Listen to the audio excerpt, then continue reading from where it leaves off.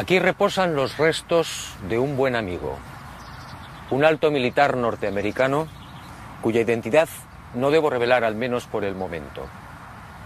Él forma parte de la historia que quiero contarle, una historia oscura que usted probablemente no creerá. Pero ese es mi deber, sembrar la duda. Sígame y descubra una historia que jamás fue contada.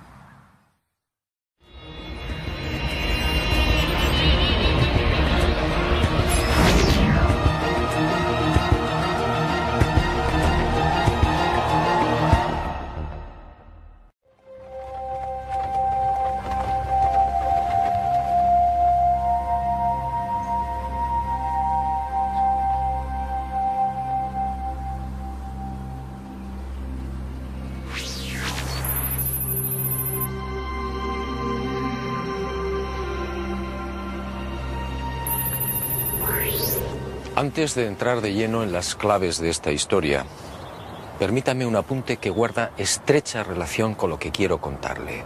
Sígame de nuevo y guárdelo en su memoria.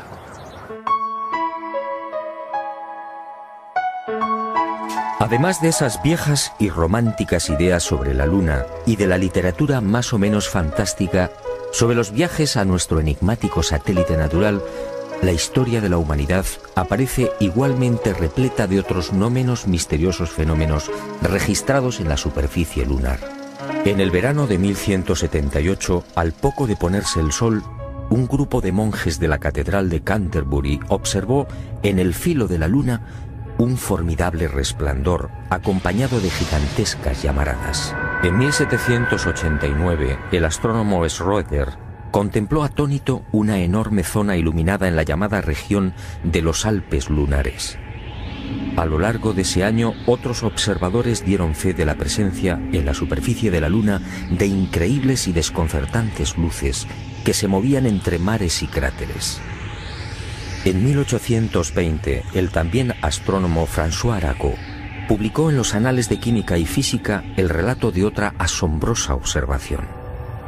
Durante un eclipse, toda una formación de luces evolucionó sobre la Luna, manteniendo el orden de vuelo durante los virajes.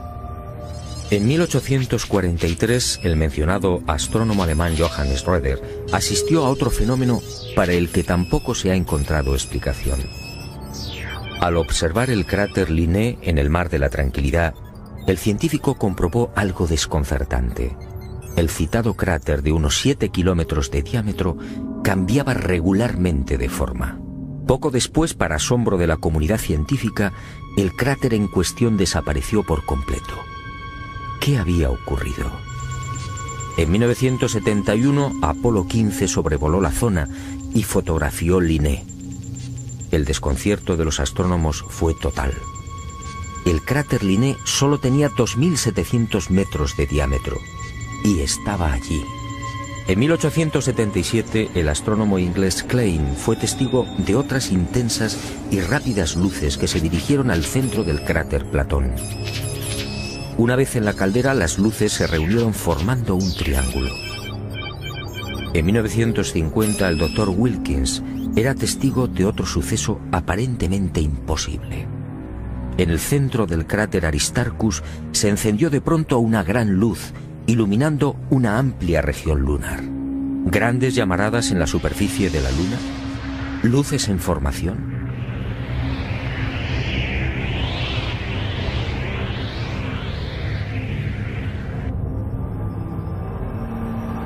¿Qué estaba pasando en la Luna? Y durante una década, entre 1957 y 1968, los militares norteamericanos y soviéticos fueron confirmando lo que ya sabían o imaginaban, y mucho más.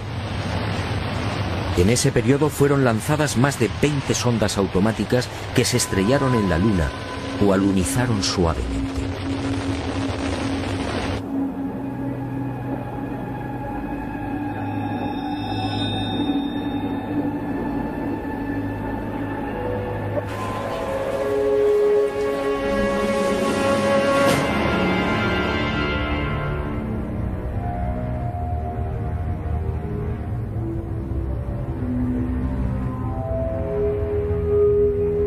En total, sin contar las imágenes obtenidas por la URSS, la NASA recibió 230.000 fotografías del satélite natural.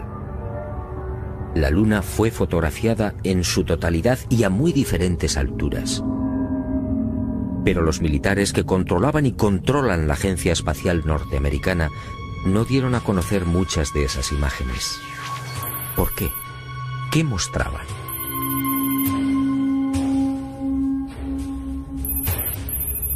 Cuando Mirlo Rojo me entregó algunas de estas fotografías, quedé desconcertado.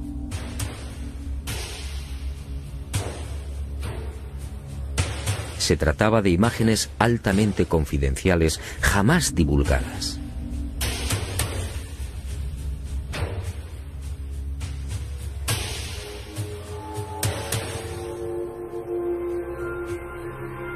En una de ellas, tomada por la sonda Orbiter 2 en noviembre de 1966, se aprecian dos muros o carreteras paralelos de 27 kilómetros de longitud.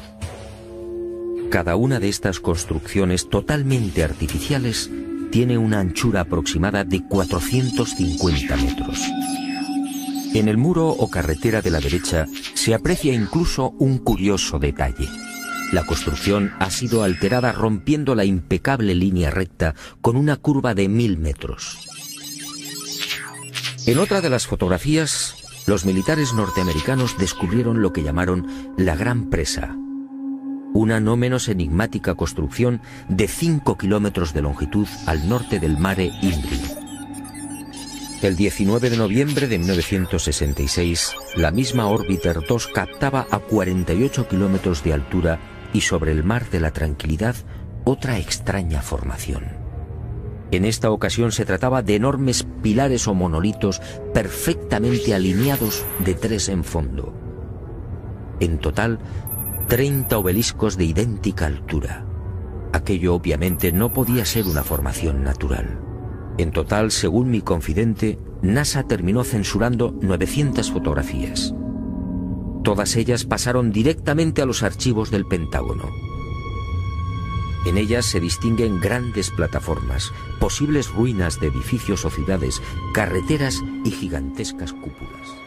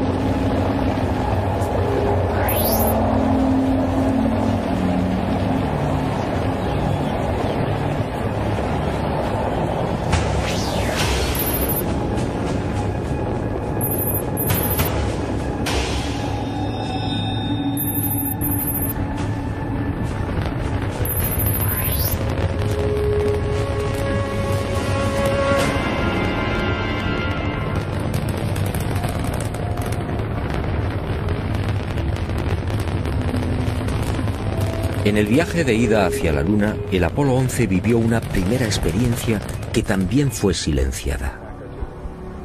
Cuando se hallaba a 200.000 kilómetros de la Tierra, un extraño y gigantesco objeto apareció en las proximidades de la nave.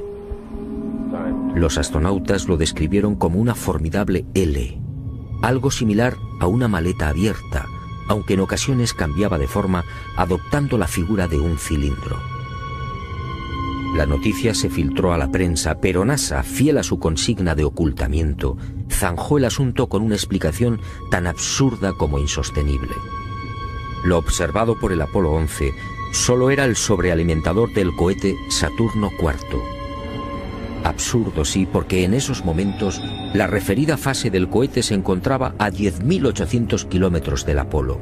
Pero las mentiras de NASA apenas habían empezado. A casi 380.000 kilómetros de la Tierra, muy cerca ya de la superficie lunar, el Apolo descubrió otras luces que volaban en formación.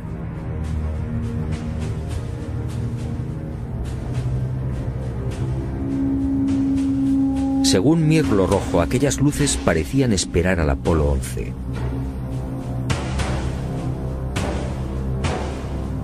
Eran muy brillantes y volaban en perfecta formación.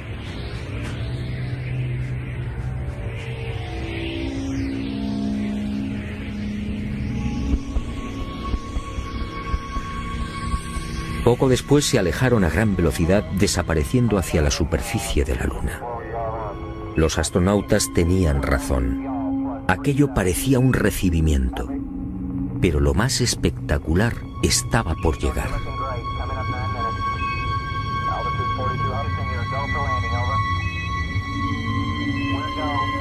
Armstrong y Aldrin descendieron finalmente. Su compañero Collins permaneció en órbita lunar a 110 kilómetros de altura.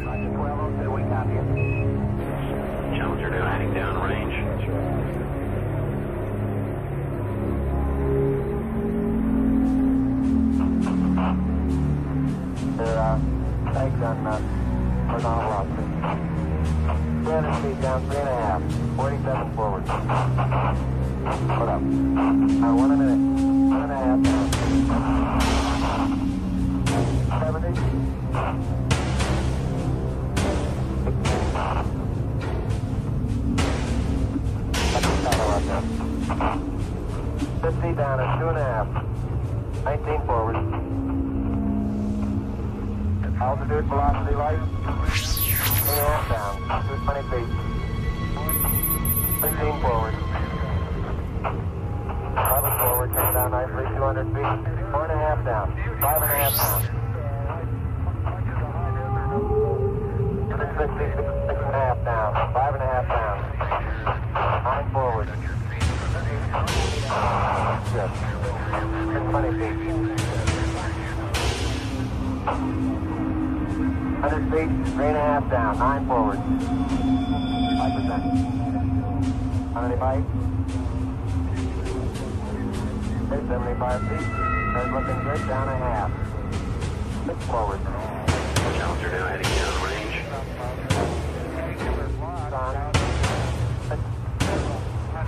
Y al poco de aquel histórico alunizaje, Armstrong y Aldrin volvieron a sobresaltarse.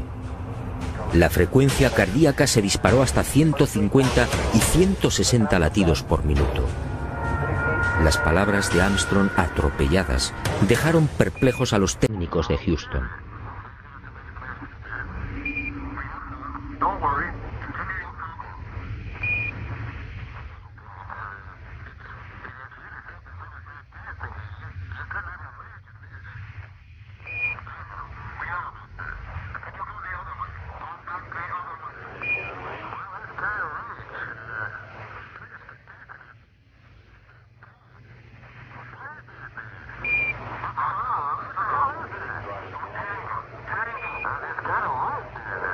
Al otro lado del cráter, existente a poco más de 60 metros del Águila, habían aparecido unas naves y unos seres. Objetos en forma de disco y perfectamente alineados sobre el terreno.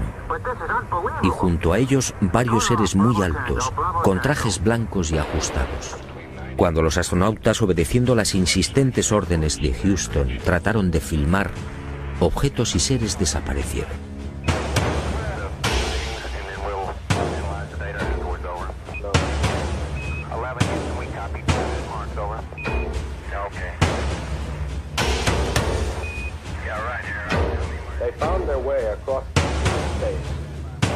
Y llegó el momento culminante, el verdadero objetivo de Apolo 11, la secreta razón que impulsó a los militares a conquistar la Luna.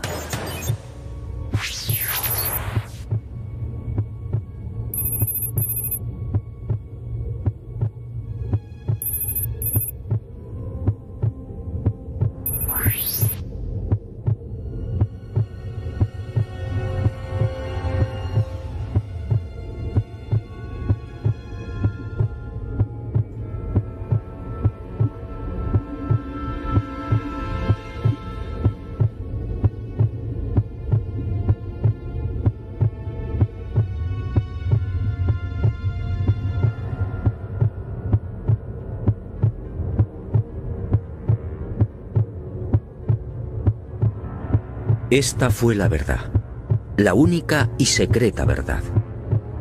Aquel 21 de julio de 1969, Armstrong y Aldrin se alejaron escasos metros del módulo, filmando esta increíble construcción. Esta película de 14 minutos jamás fue difundida por NASA.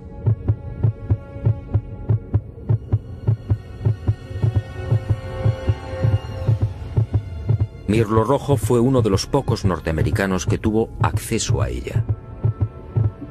A escasos metros, sí, del Águila. Y no fue casualidad. Todo estaba minuciosamente programado.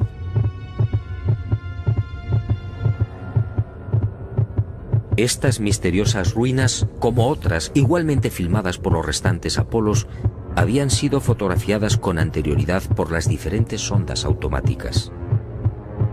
Una de ellas, la Surveyor 5, lanzada el 8 de septiembre de 1967, fue decisiva. Alunizó en el Mar de la Tranquilidad, muy cerca de esta construcción, enviando 19.000 fotografías.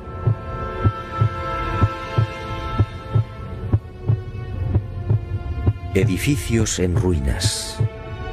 Edificios en la superficie de la Luna. Edificios aparentemente de una gran antigüedad. Pero, ¿quién los había levantado? Nosotros los humanos, obviamente no. Solo quedaba una respuesta. Esto era obra de una civilización no humana.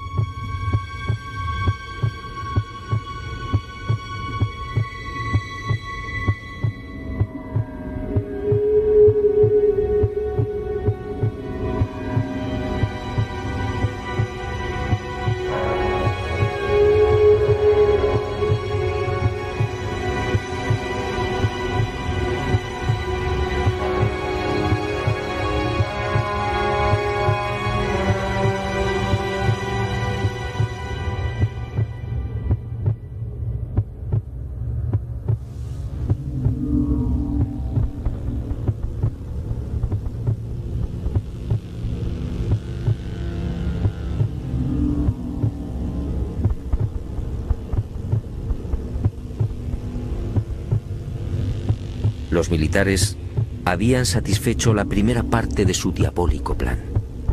Ahora quedaba la segunda.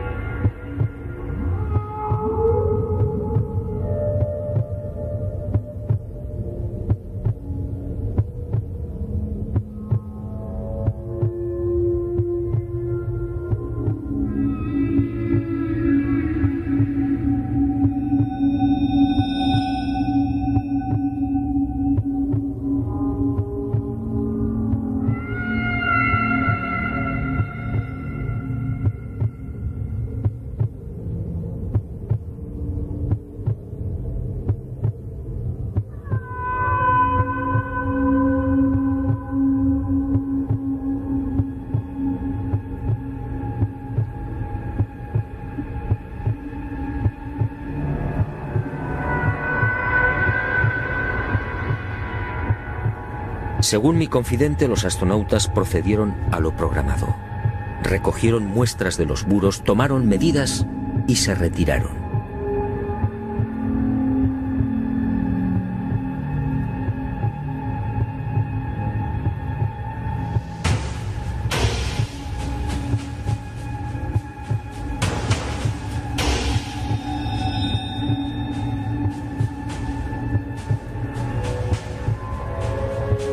La insólita construcción, muy parecida a un hangar, medía 60 metros de longitud con una altura máxima en los muros de 9 metros. Presentaba 12 huecos o ventanas y una especie de puerta frontal de 5 metros de fondo por 3 de altura. Según los análisis practicados en la Tierra, el material con el que había sido construido era similar al de la superficie lunar. Un 60% de los átomos era oxígeno, con un 0.01% del peso constituido por hidrógeno.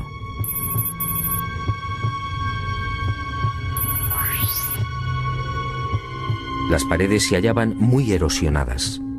Esta circunstancia, dado que en la Luna no existe prácticamente atmósfera, hizo pensar a los militares que el edificio en cuestión podía tener varios miles de años.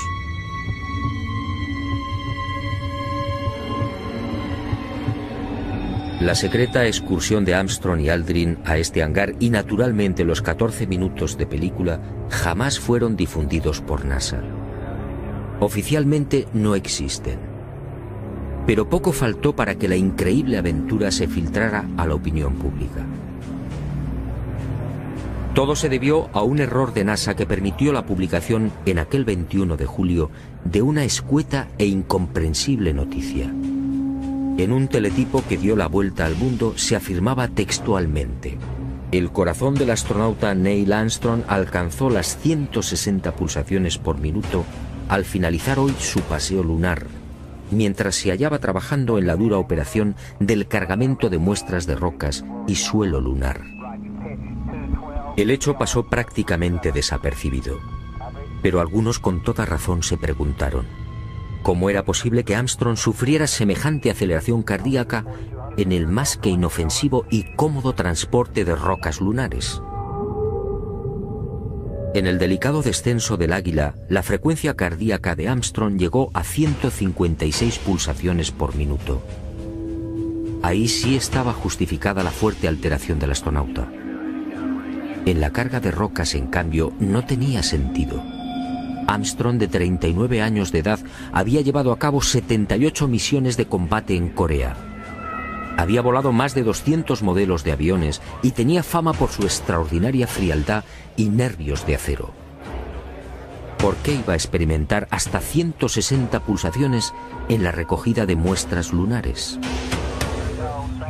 La absurda noticia divulgada por Charles Berry, médico de los astronautas, no tuvo en cuenta además otro pequeño gran detalle que invalidó la forzada explicación oficial. Durante las 3 horas que duró el paseo lunar, Armstrong y Aldrin recogieron un total de 25 kilos de rocas. Dado que en la superficie de la Luna existe una gravedad 6 veces menor que la de la Tierra, el peso real de las rocas fue de 4 kilos. 4 kilos repartidos entre 2 astronautas y en diferentes momentos de la excursión lunar. La versión de NASA efectivamente no era creíble.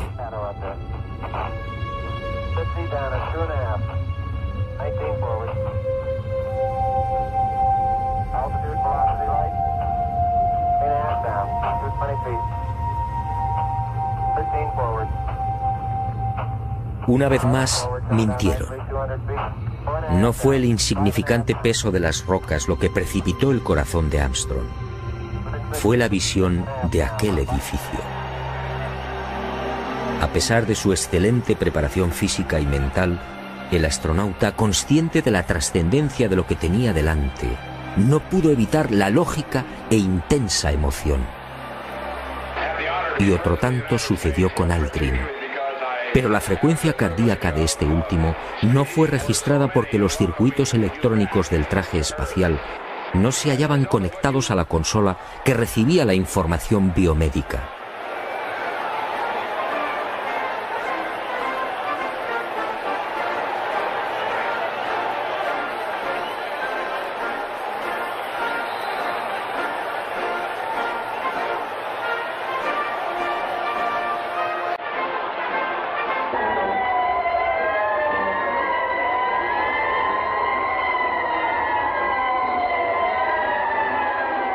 Los hombres del planeta Tierra posaron aquí su pie por primera vez.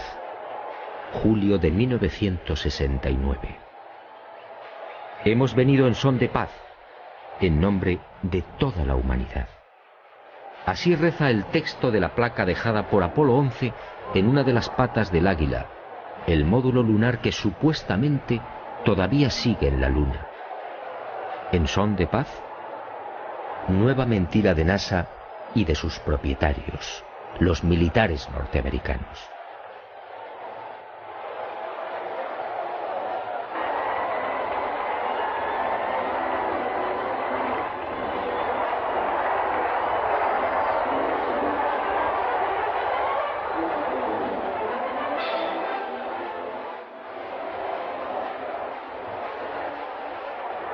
Mirlo Rojo fue contundente.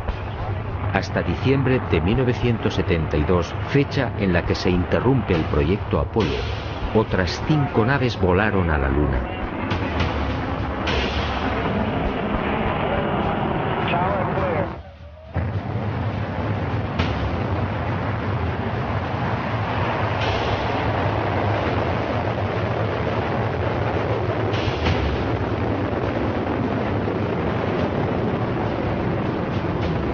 Y volvieron a filmar construcciones.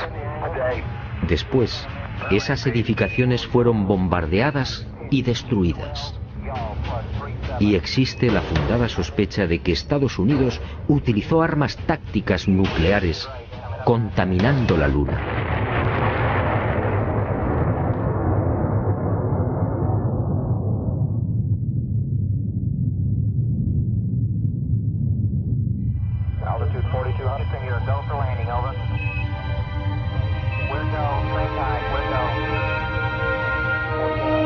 Así se cerró la segunda fase del diabólico plan.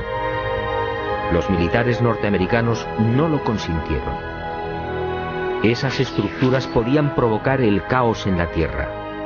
Eso dijeron.